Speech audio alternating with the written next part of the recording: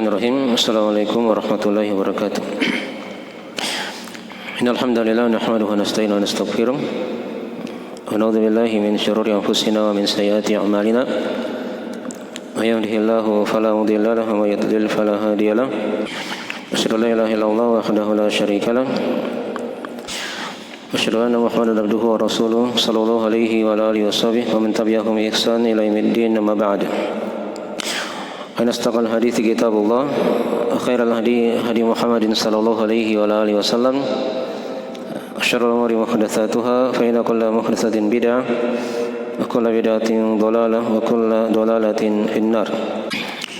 Masyiral ikhwani wa fathillah rahimani wa rahimakumullah. Tapi pada pagi hari ini kita akan lanjutkan dari pembahasan kitab Hadul Islam, penjelasan tentang sisi-sisi keindahan dan keutamaan Islam dari karya Syekh Muhammad bin Abdul Wahhab bin Sulaiman At-Tamimi An-Najdi rahimahullahu taala. Dari buku ini, dari buku-buku yang pokok ya dipelajari dalam masalah manhaj, metode beragama.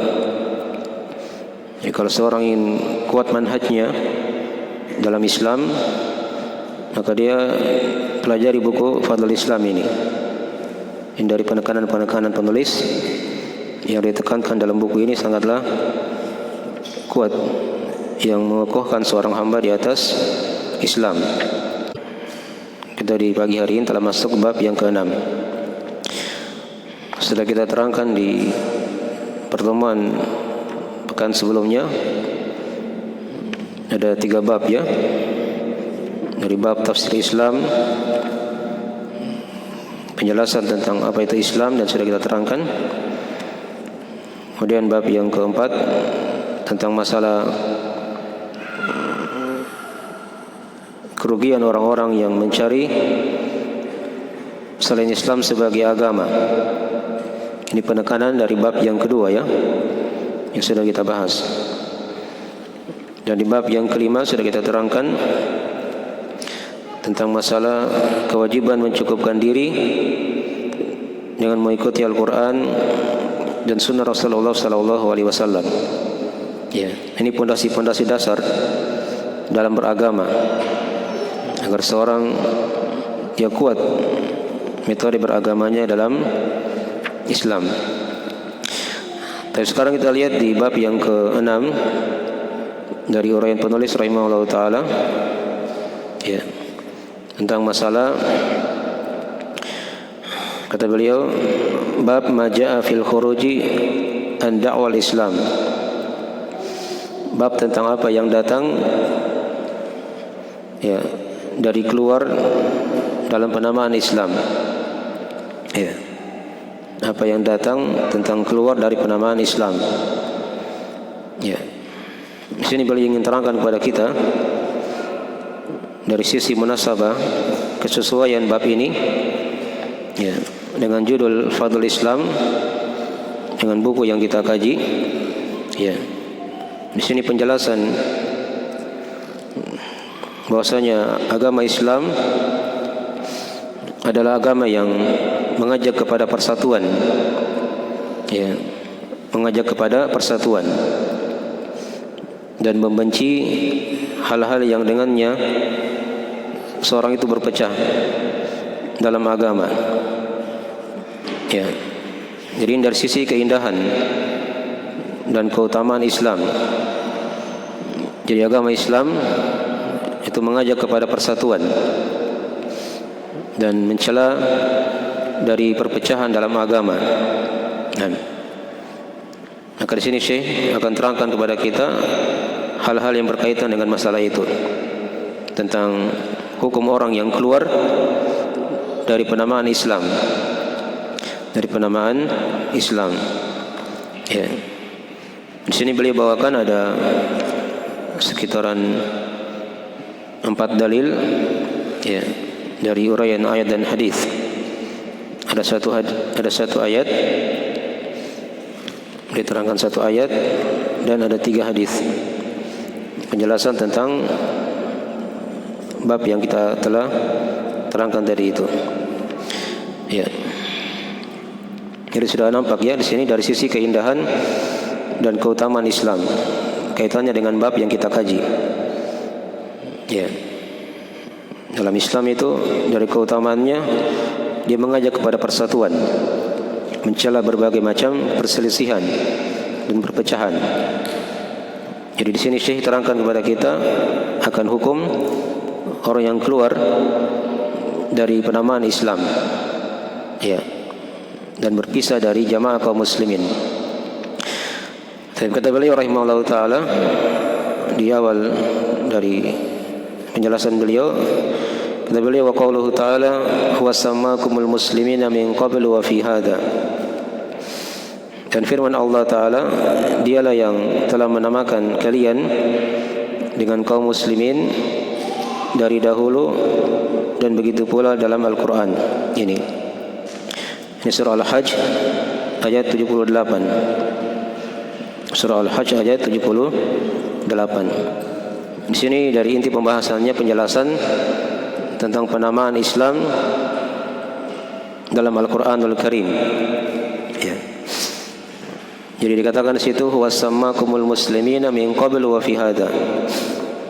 Dan dialah Allah yang telah menamakan kalian sebagai kaum muslimin sebelumnya dan pada Al-Quran ini. Pada Al-Quran ini. Ya. Di sini kalimat huwa, dia, ada silang pendapat di kalangan ulama siapakah yang dikatakan dia di situ. Tapi kalau penafsiran dari kebanyakan ahli tafsir, di sini yang menamakan huwa di situ, yang menamakan kalian itulah Allah Subhanahu wa taala. Ya, walaupun ada sebagian ulama yang berpendapat dengan Nabi Ibrahim, tapi itu pendapat yang tidak kuat ya. Dan kalau kita lihat dari ayat sebelumnya, maka ini sangat jelas sekali yang menamakan di sini kalian sebagai kaum muslimin adalah Allah Subhanahu wa taala. Adalah Allah Subhanahu wa taala. Ya. Jadi kita dipanggil dengan nama kaum muslimin. Itu nama dari hal yang telah kita maklumi. Dikatakan kaum muslimin. Ya, orang-orang yang muslim. Ini panggilan yang syar'i. Panggilan yang apa? Yang syar'i. Dan kaum muslimin sudah dikenal di umat-umat sebelum kita, dari umat-umat terdahulu sudah datang dari pengkhabaran Allah tentang kaum muslimin. Dan juga dalam Al-Quranul Karim juga sudah diterangkan akan perkara itu. Wa sammakumul muslimina min qablu wa fi hadha. Ya, dan dialah Allah yang telah menamakan kalian sebagai kaum muslimin sebelumnya, sebelum datangnya Islam telah diketahui perkara itu. Dan wa fi hadha, dan wa fi hadha maksudnya dalam Al-Quran ini, dalam agama Islam yang dibawa oleh Nabi sallallahu alaihi wasallam. Ya. Baik. Jadi seorang jangan dia keluar dari penamaan al-muslimin.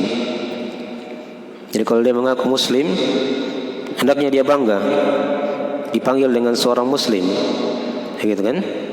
Atau muslimah.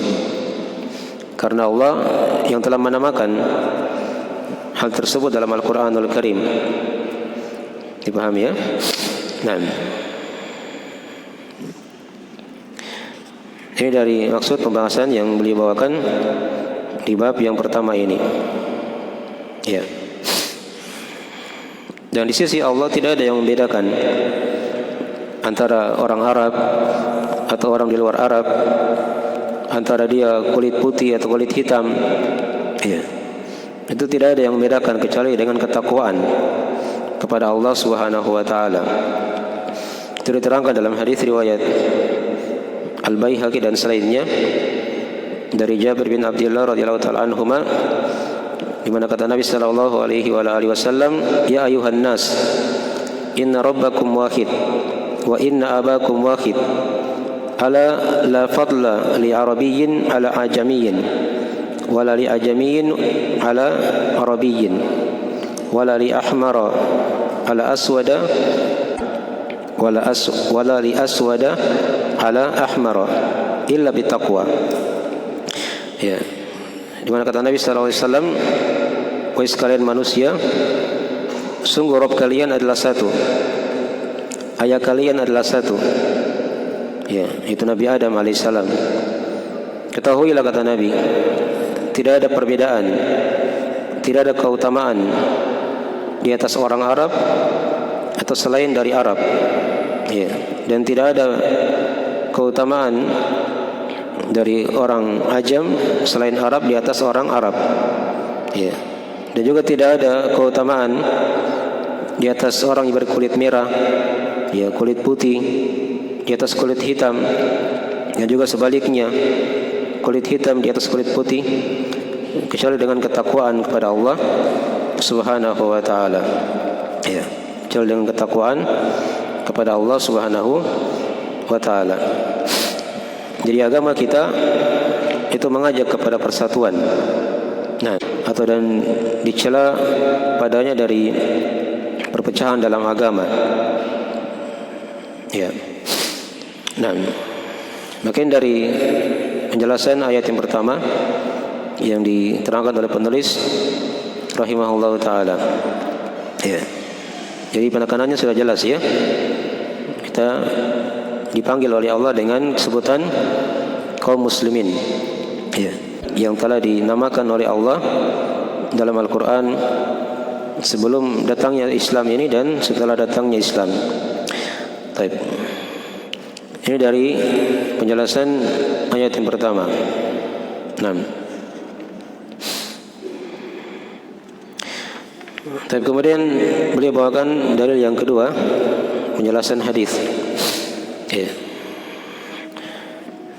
Ya, kata beliau rahimahullah taala, Anil Harith al-Ash'ari radhiyallahu anhu, anin Nabi sallallahu alaihi wa alihi wasallam annahu qala, amurukum bi khamsin Allahu amarani bihinna as-sam'u wa ta'atu wal jihadu wal hijratu wal jama'atu fa innahu man faraqal jama'ata kida shibrin faqad khala'a ribqatal islami min unuki illa ay raji'a wa man da'a bi da'wal jahiliyah fa innahu min jutha jahannam.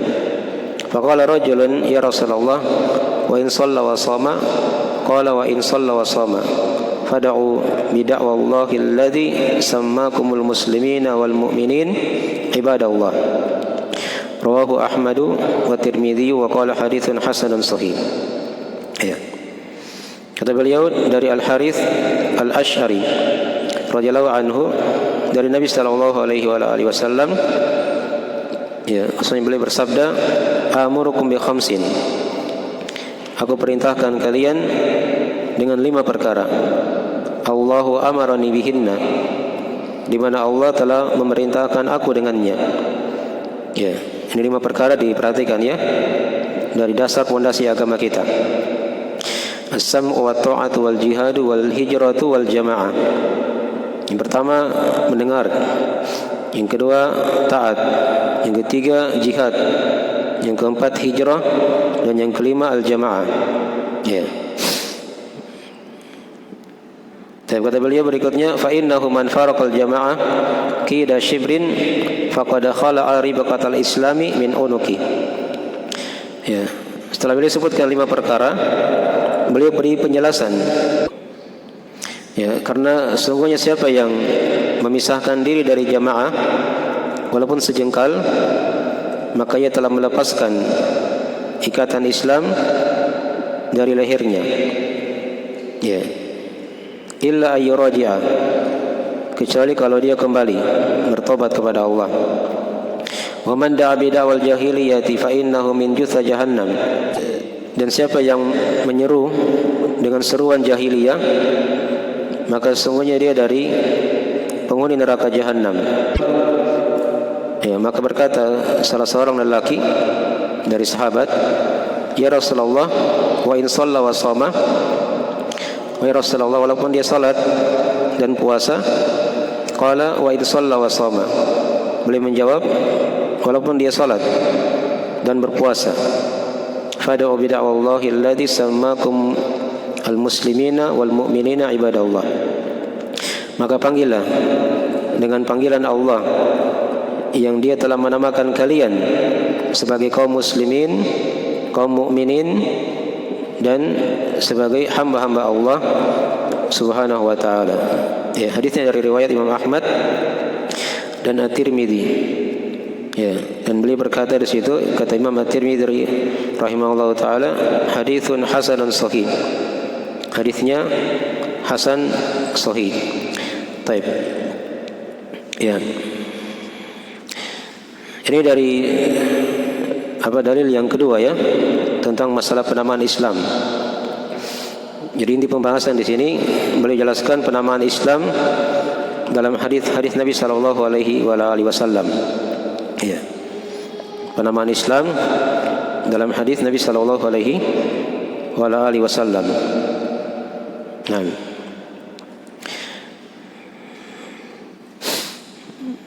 Ya. Pada perkataan beliau tadi dikatakan di situ, faqad khala'a ribaqatal islami min unuki. Siapa yang keluar dari jamaah, dia memecah belah, akan diterangkan ya nanti insyaallah taala dari makna jamaah.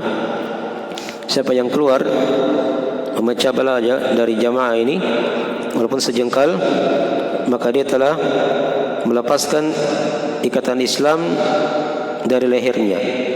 Nah, di sini Nabi terangkan penamaan Islam. Ya, penamaan Islam ini.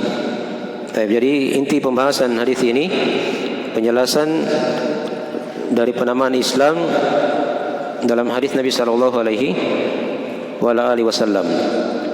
Ya. Hadisnya adalah hadis yang sahih ya, diriwayatkan juga oleh Imam An-Nasa'i rahimahullahu taala. Ya, oleh Ibnu Khuzaimah, Ibnu Hibban, Al-Hakim. Ya, dan selainnya dikuatkan oleh para ulama. Baik. Kita lihat tadi dari awal hadis dikatakan tadi awalnya Nabi telah bersabda, ya, aku perintahkan kalian dengan 5 perkara. Ya. Ini diperhatikan 5 perkara ini ya, mendengar dan taat, jihad, hijrah dan al-jamaah. Ya, mendengar dan taat maksudnya mendengar dan taat kepada pemerintah. Kepada pemerintah muslim yang syah. Nah, tapi pada perkara-perkara yang ma'ruf. Pada perkara-perkara yang ma'ruf. Itu diterangkan dalam ayat-ayat Al-Qur'anul Karim dan hadis-hadis Nabi sallallahu alaihi wasallam. Ya ayyuhalladzina amanu atiiullaha wa atiiur rasul wa ulil amri minkum. Wahai orang-orang beriman, taatilah Allah, taatilah Rasul dan ulil amri di antara kalian. Itu ayatnya di surah An-Nisa.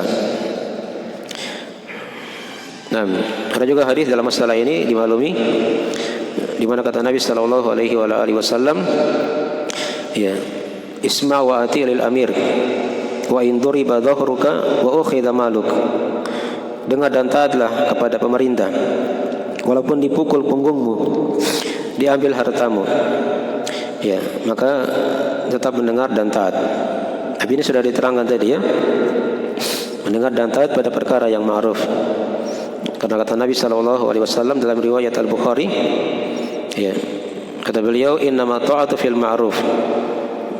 Sungguh ketaatan itu hanya pada perkara yang ma'ruf saja. Dipahami ya? Baik.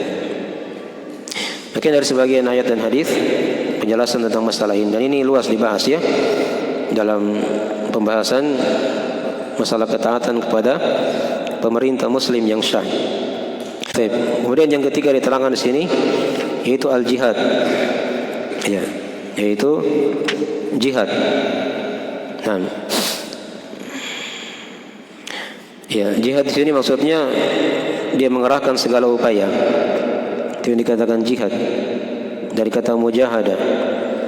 Dia kerahkan upayanya sampai pada puncak akhirnya. Nah, dan jihad yang dimaksud di sini adalah jihad melawan musuh-musuh Allah Subhanahu wa taala. Ya. Walaupun jihad sendiri dalam agama kita itu ada 4 ya. Diterangkan oleh Ibnu Qayyim rahimahullahu taala. Ada jihad melawan hawa nafsu, Ada jihad melawan syaitan, ada jihad melawan pelaku dosa dan maksiat, dan ada jihad melawan orang-orang kafir dan orang-orang munafik. Ini 4 jenis jihad yang diterangkan oleh Ibnu Qayyim rahimahullah taala dalam Zadul Ma'ad. Pertama ada namanya jihad, ya, dia melawan hawa nafsunya. Maksudnya bagaimana dia lawan hawa nafsunya? Dia berjihad dengan cara dia belajar agama. Dia pelajari agama Allah, beramal dengannya, dia dakwakan, bersabar di atasnya. Itu dari bentuk-bentuk jihad melawan apa? Hawa nafsu. Ya. Ada jihad jenis yang kedua, jihad melawan syaitan. Ya. Syaitan itu dilawan dengan ilmu dan kesabaran. Dengan ilmu dan apa? Kesabaran. Karena syaitan senjatanya kan hanya 2 saja, yaitu senjata menyerang manusia dari sisi syubhat, dan yang kedua dari sisi apa? Syahwat. Itu 2 senjata syaitan yang paling pokok. Syubhat dilawan dengan ilmu tadi. Ya. Adapun syahwat dilawan dengan apa? Dengan kesabaran. Ini diterangkan di surah As-Sajdah ya, tentang 2 senjata dari syaitan ini, atau tentang 2 perkara tadi itu yang digunakan oleh hamba untuk melawan syaitan. Ya, dijadikan mereka imam panutan di tengah kaum muslimin tatkala mereka mempunyai ilmu dan punya kesabaran. Ya, dan punya kesabaran. Ya. Kemudian jihad jenis yang ketiga itu jihad melawan pelaku dosa dan maksiat. Ya, ini ada rincian-rinciannya nanti ya di kitab jihad, di kitab al-jihad. Ya, dia perintah kepada yang ma'ruf, dia melarang dari yang mungkar. Nah, ini disesuaikan dengan tingkatan-tingkatannya nanti. Ya, kadang dengan tangannya kalau dia berhak di situ, kalau tidak bisa dengan lisannya, kalau tidak bisa dengan apa? Dengan hatinya. Ya. Kemudian jihad jenis yang keempat ada jihad melawan orang kafir dan orang-orang munafik. Ya. Nah, jihad ini dalam masalah itu dibagi 2 lagi. Kadang bentuknya wajib ain, kadang bentuknya wajib kifayah. Ini ada rincian-rinciannya ya, dibahas di Kitabul Jihad. Kita tidak meluas sini ya, hanya terangkan saja apa itu jihad ya, dan pembagian jihad yang sudah diterangkan. Masalah meluasnya nanti akan dibahas di masalah fikih ya. Kemudian yang keempat dari hal yang diperintah oleh Nabi di sini dari Allah Subhanahu wa taala, yaitu al-hijrah. Ya, yaitu berhijrah. Hijrah itu secara bahasa dia meninggalkan. Ya, dia meninggalkan kan. Warrujza fahjur kata Allah. Dan berhala-berhala tinggalkan. Ya. Adapun secara istilah hijrah itu adalah berpindah dari negeri kafir ke negeri Islam. Berpindah dari negeri kafir ke negeri apa? Islam. Ya, dalam rangka untuk beribadah kepada Allah dan menjaga agama. Jadi kalau misalnya dia tidak bisa beramal di negeri kafir itu, maka dia wajib hijrah, cari negeri kaum muslimin agar dia bisa beramal, menegakkan agamanya. Dipahami ya? Ini dari makna asal hijrah dalam agama kita. Dia berpindah dari negeri kafir ke negeri apa? Ke negeri Islam. Ya. Walaupun hijrah itu kalau dilihat dari sisi pembagiannya itu ada 2 macam. Ada 2 macam. Ada hijrah yang bermakna umum, ada hijrah yang bermakna apa? Khusus. Nah, tadi yang bermakna khusus itu dia dikatakan berpindah dari negeri kafir ke negeri apa? Islam. Ada hijrah yang bermakna umum, yaitu dia meninggalkan segala perkara yang dibenci oleh Allah menuju kepada perkara-perkara yang diridhai oleh Allah Subhanahu wa taala. Ini luas ya. Itu juga kadang dikatakan apa? Juga dikatakan berhijrah. Contoh ya. Dulunya misalnya dia punya apa? Teman-teman yang buruk. Dia berhijrah. Dicari teman-teman yang baik. Itu namanya juga apa? Hijrah. Ya, dihijrah dari sisi makna dia berteman. Ya. Atau mungkin dia dulunya pelaku dosa dan maksiat. Dia berhijrah. Dia ganti perbuatan-perbuatannya menjadi apa? Menjadi ketaatan. Itu juga dikatakan apa? Hijrah. Dipahami ya?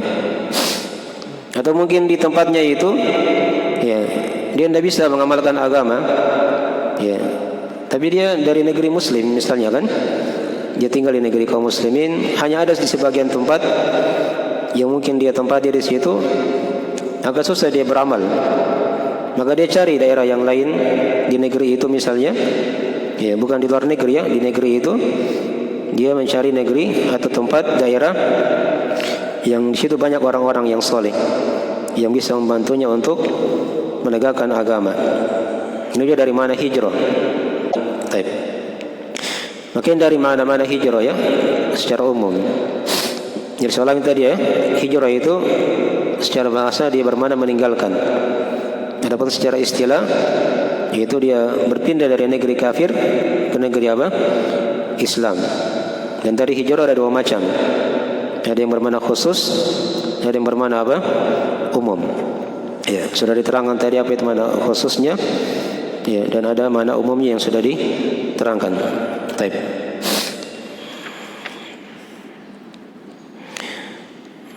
Itu dari perintah yang keempat. Perintah yang kelima, ini yang kita bahas sekarang ya, yaitu al-jamaah. Adalah al-jamaah. Apa itu arti al-jamaah? Al-jamaah kan secara bahasa dia bermakna berkumpul, bersatu. Dari kata al-jamak, gitu kan? Hari Jumat itu kan dikatakan apa? Al-Jum'ah. Ya, sama mirip hurufnya kan? Dari jim apa? Mim dan ain. Karena dia mengumpulkan manusia. Itulah dikatakan di hari Jumat. Nah, al-jamaah juga mirip seperti itu. Dia bermakna persatuan, ya, yang berkumpul, begitu ya. Itu secara bahasa. Dari mana apa? Al-jamaah.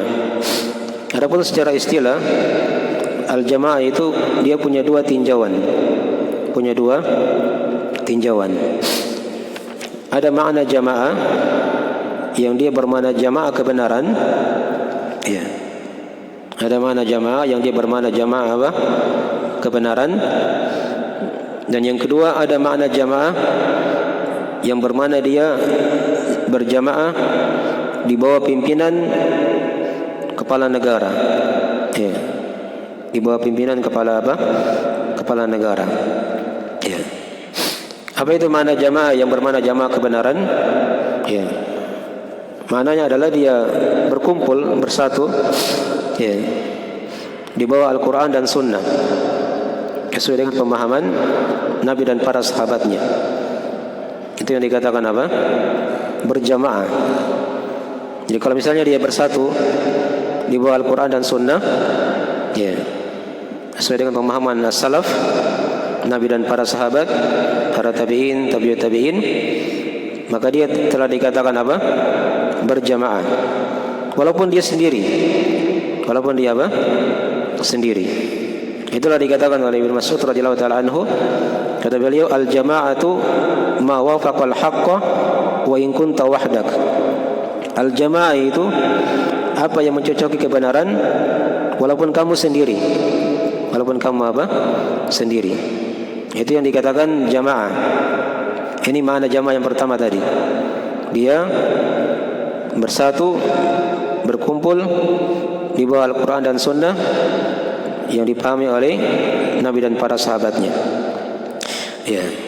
Ada jamaah yang kedua, ya, dia bersatu, berkumpul, ya, di bawah dari pimpinan yang muslim, yang syah dalam sebuah negara, dalam sebuah apa? Negara. Ya.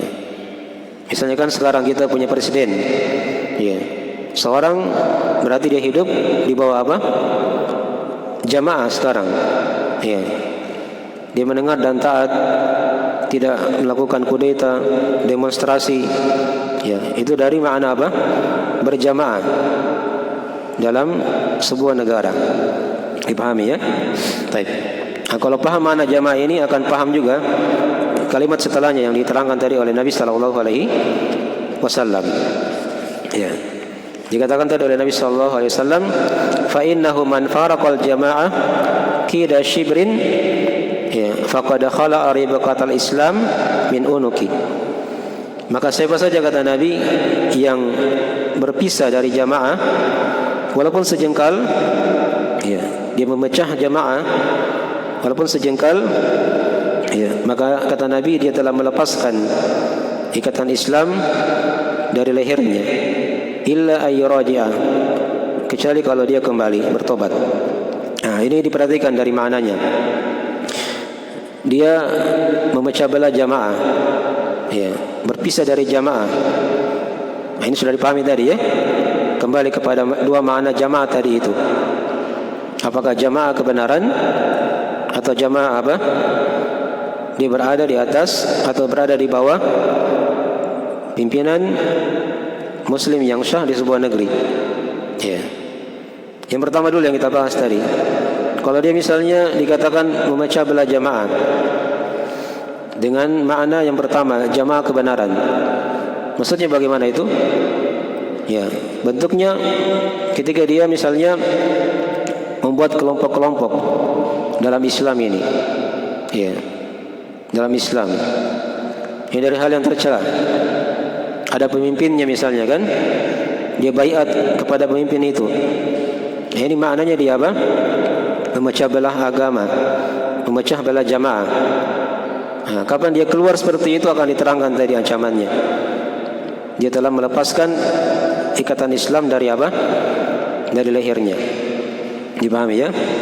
Ini makna memecah belah jamaah dari sisi yang pertama. Dia buat kelompok dalam Islam. Ya, sekarang banyak contoh ya, kita lihat misalnya ada kelompok-kelompok. Kelompok ini dulunya tidak ada. Di masa Nabi, para sahabat, tabi'in, tabi'in tidak ada. Muncul belakangan. Ya, ada pendirinya misalnya kan? Ya. Dia baiat kepada pendirinya itu. Ini namanya apa? Dia memecah belah jamaah kebenaran. Ya, seperti orang-orang Khawarij misalnya kan. Kalau yang sekarang itu yang telah diubarkan oleh pemerintah, seperti Hizbut Tahrir. Ini Hizbut Tahrir ada pendirinya, kan begitu. Mereka anggota-anggotanya berbaiat kepada pendirinya itu. Ya. Ada ujungnya seperti itu kan. Ujungnya ini bukan kembali kepada Nabi, para sahabat, para salaf, tidak. Dia muncul belakangan. Ini contoh ya. Dia memecah belah apa? Jamaah. Dia buat kelompok-kelompok dalam Islam ini. Ya. Ini banyak kalau kita ingin uraikan ya. Ya, contoh yang lain lagi misalnya yang sudah dibubarkan juga seperti apa? FPI kan? Itu kan ada pendirinya. Dia buat kelompok di situ. Ada jamaah yang suka pergi-pergi itu kan? Ya. Itu juga ada pendirinya dari India sana kan? Dari India. Ya, ada bentuk-bentuk ajarannya. Ya, dipahami ya? Nah, ini namanya dia memecah belah apa? Jamaah. Ya. Ada juga jamaah yang lain, dia punya masjid khusus. Misalnya kan?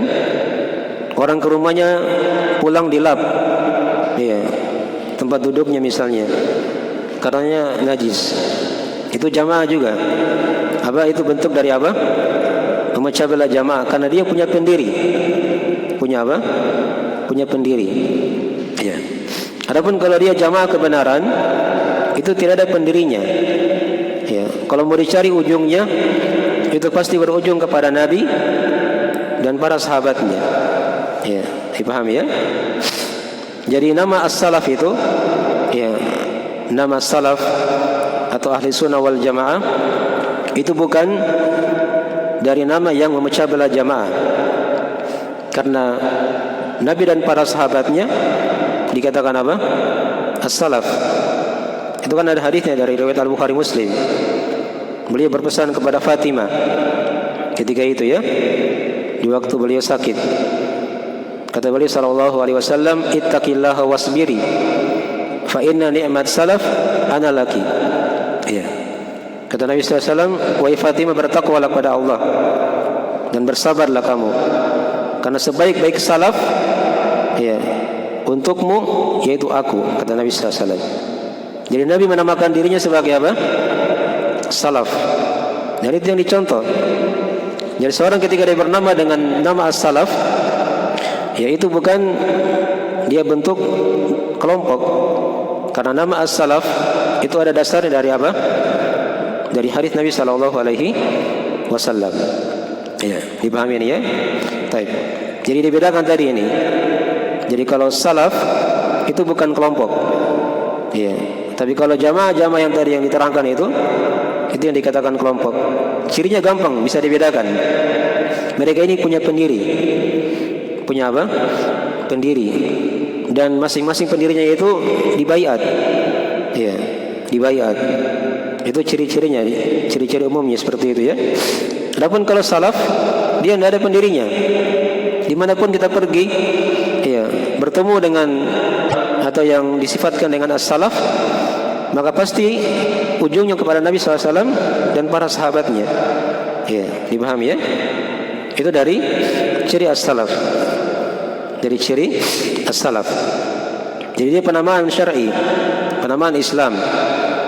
Nah, tadi yang diancam tadi itu, man faraqal jamaah kida shibrin, siapa yang memecah belah, berpisah dari jamaah walaupun sejengkal, ya, maka dia telah melepaskan ikatan Islam dari lehernya, kecuali kalau dia kembali.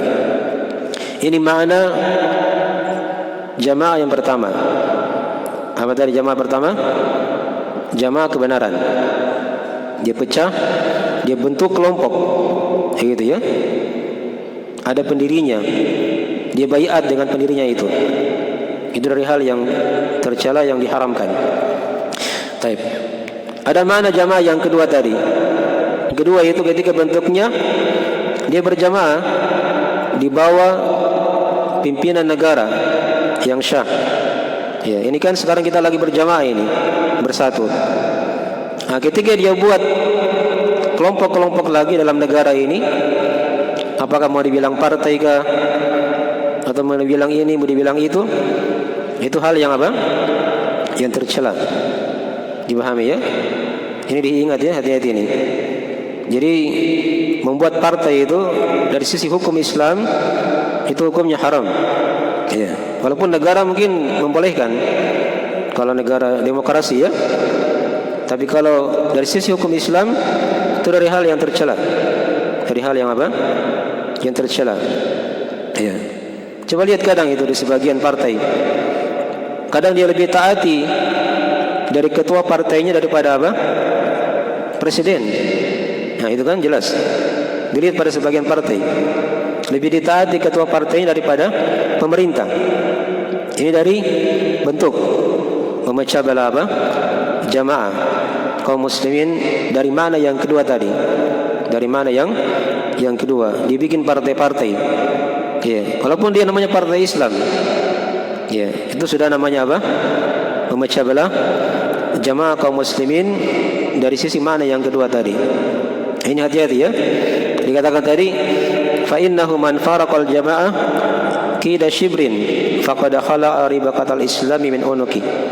Siapa yang memecah belah, berpisah dari jamaah walaupun sejengkal, maka dia telah melepaskan ikatan Islam dari lehernya.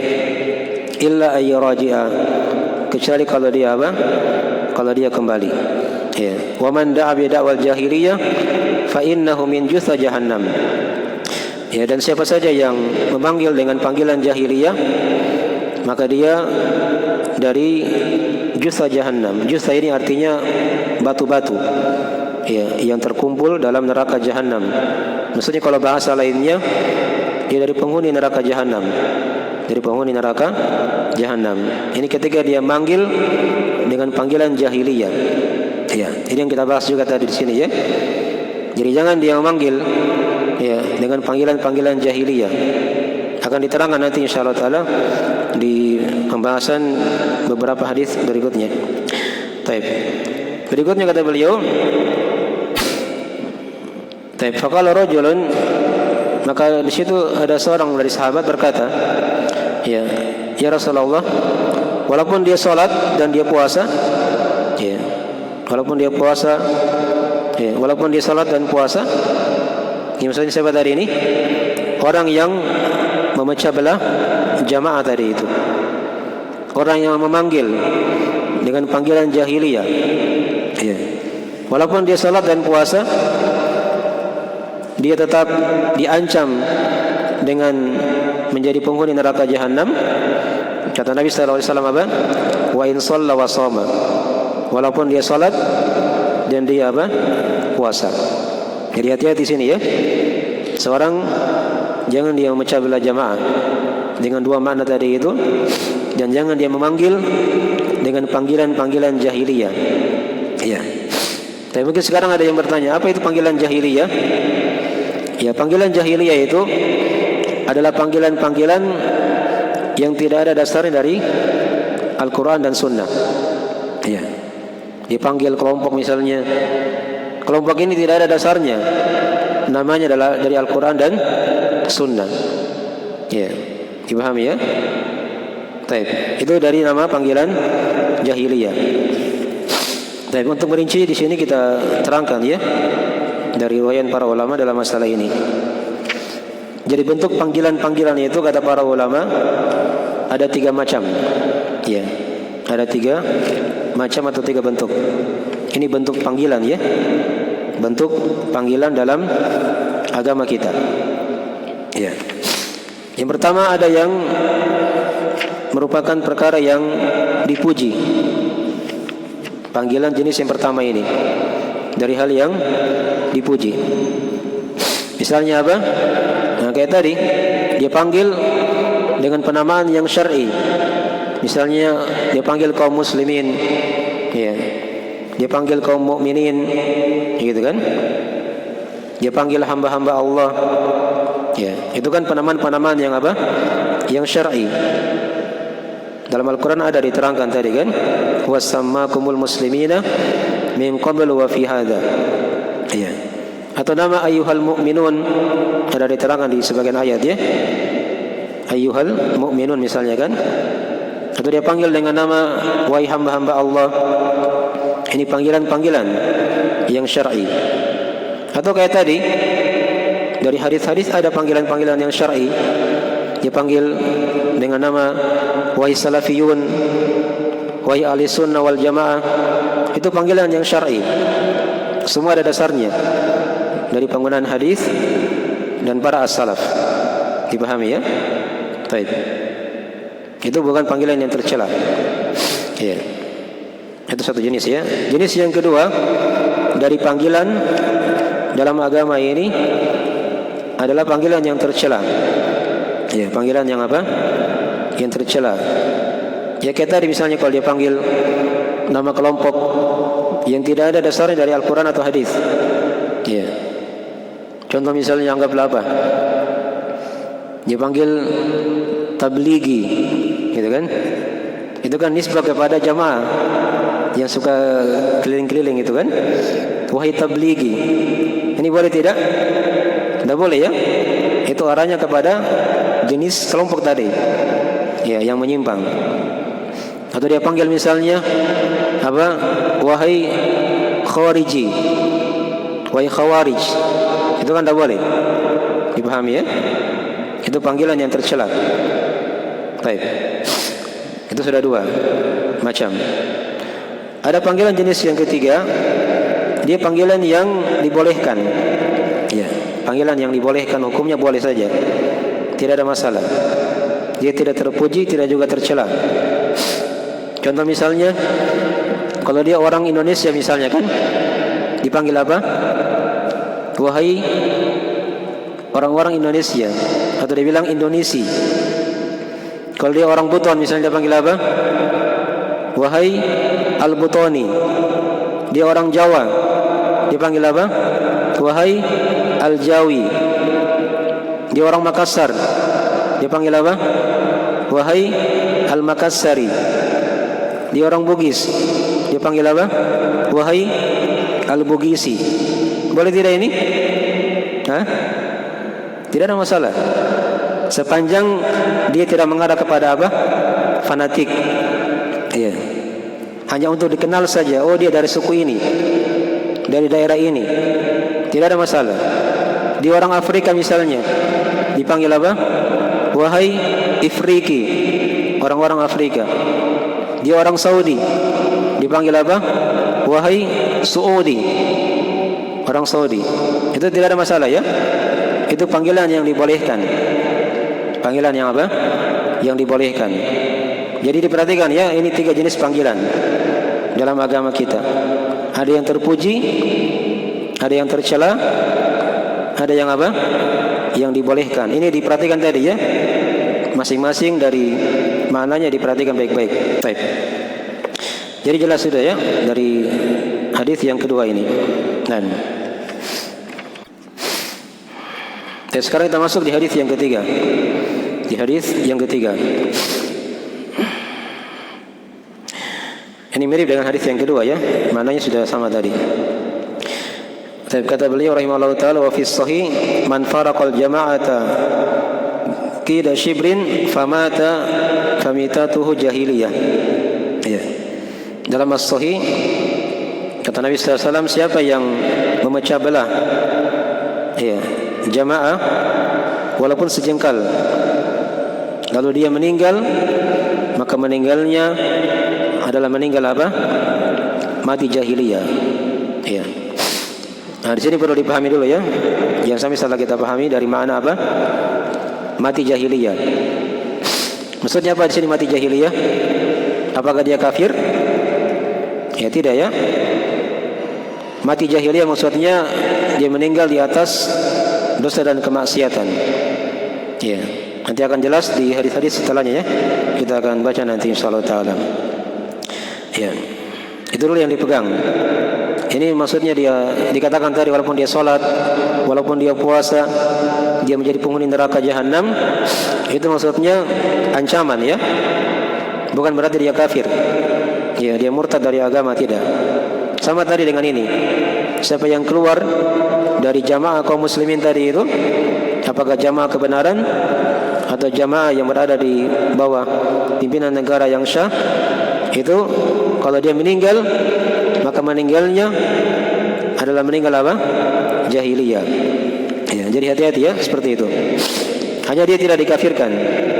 Mereka masih bagian dari kaum muslimin. Orang-orang Khawarij yang kudeta itu kan kepada pemerintah misalnya, ya mereka dari kaum muslimin. Walaupun dalam hukumnya itu ada silang pendapat ya di kalangan ulama. Tapi secara umum mereka masih apa? Masih muslim. Ya. Dipahami ya? Baik. Ini dari riwayat yang ketiga. Tapi riwayat yang keempat kita baca semuanya supaya lebih jelas ya. Ya, kata beliau rahimahullah taala, wa fihi abi da'wal jahiliyati wa ana baina adhhurikum. Apakah dengan panggilan jahiliyah ya kalian memanggil, menyeru sedangkan aku berada di tengah-tengah kalian? Dari riwayat Al-Bukhari Muslim juga ya. Sama tadi dengan dalil yang ketiga. Baik, berikutnya kita baca dari sudah diterangkan tadi ya. Dari mana apa? Panggilan jahiliyah. Ya. Dari mana panggilan jahiliyah? Dia memanggil dengan perkara-perkara yang diharamkan. Ya, yang mengarah kepada agama kah? Ya, atau mengarah kepada apa? Kelompok-kelompok yang menyimpang.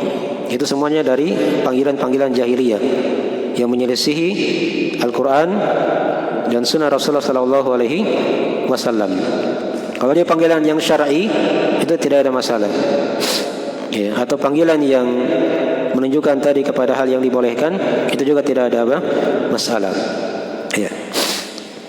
Ini selesai sudah dari riwayat yang keempat. Berikutnya beliau bawakan di sini dari penjelasan Ibnu Taimiyah rahimahullah taala.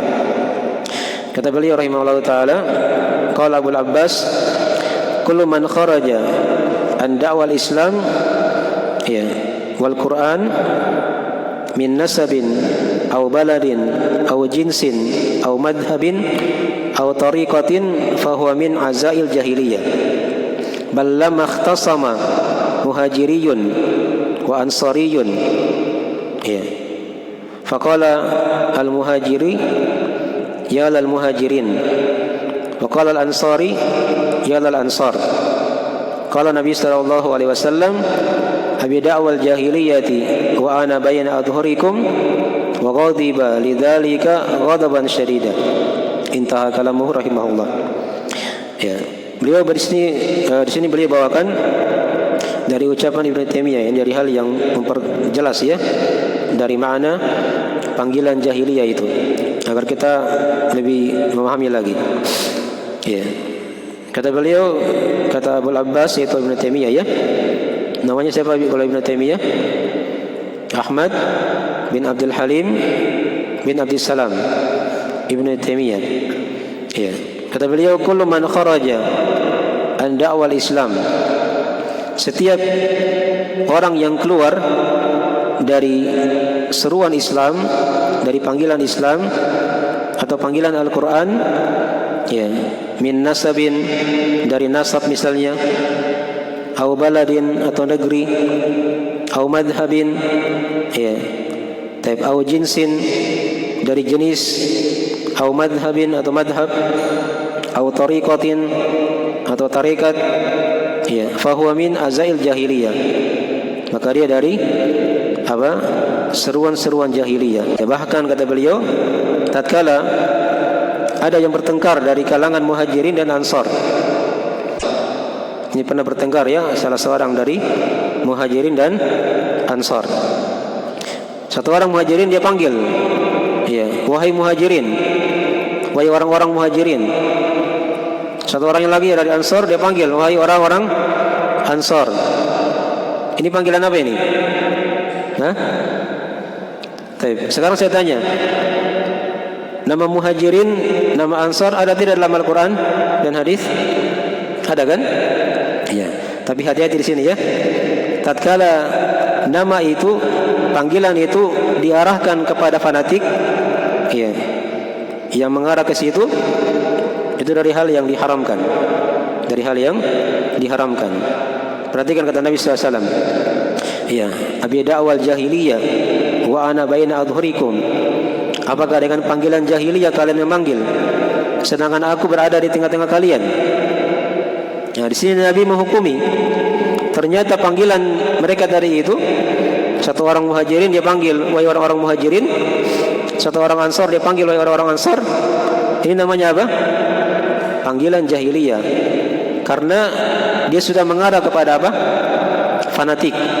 Ya. Asalnya dibolehkan. Dalam Al-Quran kan ada nama-nama muhajirin dipanggil ya. Nama apa? Al-Ansar. Tapi ketika sudah arahnya mengarah kepada apa? Fanatik. Nah, makin dari hal yang apa? Yang diharamkan. Dari hal yang diharamkan. Dipahami dia? Ini bisa dibedakan ini. Ya, di situ kata Ibnu Taimiyah, faghadiba lidzalika ghadaban syadida.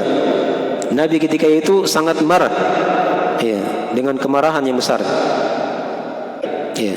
Sama tadi kalau dia panggil orang-orang dari sukunya misalnya kan, ya, suku Buton, suku Makassar, suku Bugis, suku Jawa. Asalnya kan apa? Boleh. Tapi ketika sudah mengarah kepada fanatik, ya, nah ini hati-hati. Bisa menjadi panggilan apa? Jahiliyah. Bisa dibedakan ini ya? Dari bentuk-bentuk apa? Panggilan dalam agama kita.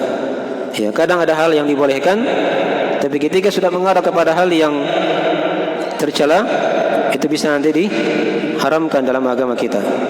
Bisa nanti menjadi hal yang apa? Yang diharamkan dalam agama kita. Ini dari ringkasan dari pembahasan bab yang ke-6. Tapi kita istirahat sedikit. Setelah itu kita masuk di bab yang ke-7 insyaallah taala. Tapi kita istirahat dulu ya insyaallah taala. Mungkin sekitaran 10 menit atau 15 menit. Setelah itu kita masuk di bab yang ke-7. Subhanakallahumma wa bihamdik, asyhadu an la ilaha illa anta, astaghfiruka wa atubu ilaik. Assalamualaikum warahmatullahi wabarakatuh.